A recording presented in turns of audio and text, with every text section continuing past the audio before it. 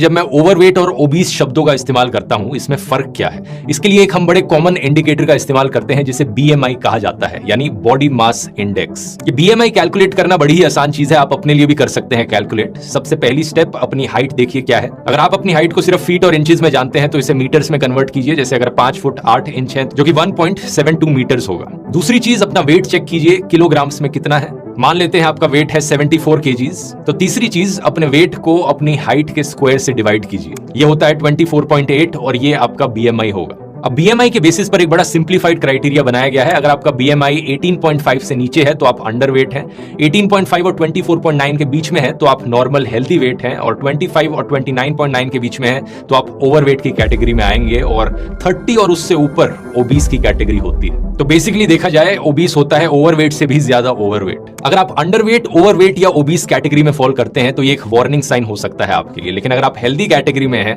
तो इसका मतलब ये नहीं कि आप बल्ले बल्ले करने लगे जाएं, क्योंकि बीएमआई हेल्थ का इकलौता इंडिकेटर नहीं होता। ऐसा भी हो सकता है कि आप हेल्दी रेंज में हो, पतले दिखते हो, लेकिन फिर भी आप फिट नहीं हो, क्योंकि फिटनेस देखने के लिए कई और इंडिकेटर्स इस्तेमाल किए जाते हैं, जैसे कि muscle strength, muscle endurance, flexibility, stamina.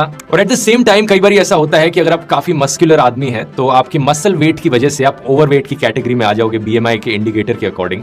लेकिन इसका मतलब ये नहीं कि आप अनहेल्दी हो। ओवरवेट की कैटेगरी में रहते हुए भी हेल्दी रहना पॉसिबल है, एज लॉन्ग एज आप काफी मस्कुलर इंसान हो। लेकिन जनरली हम ये कह सकते हैं कि अगर आप ओबीस की कैटेगरी में आते हो तो ये डेफिनेटली एक प्रॉब्लम हो सकती है। कई सारी रिसर्च और स्टडीज हमें बताती हैं कि ओबेसिटी का शिकार होने का मतलब है कई सारी बीमारियों का आपको ज्यादा हायर रिस्क है, जैसे कि type 2 diabetes, hypertension, high blood pressure, heart disease, brain stroke, fatty liver disease, kidney disease, pregnancy problems, depression, कुछ सर्टेन टाइप्स के कैंसर। यही कारण है कि साल 2013 में अमेरिकन मेडिकल एसोसिएशन ने कहा कि ओबेसिटी अपने आप में ही एक बीमारी है, एक डिजीज है।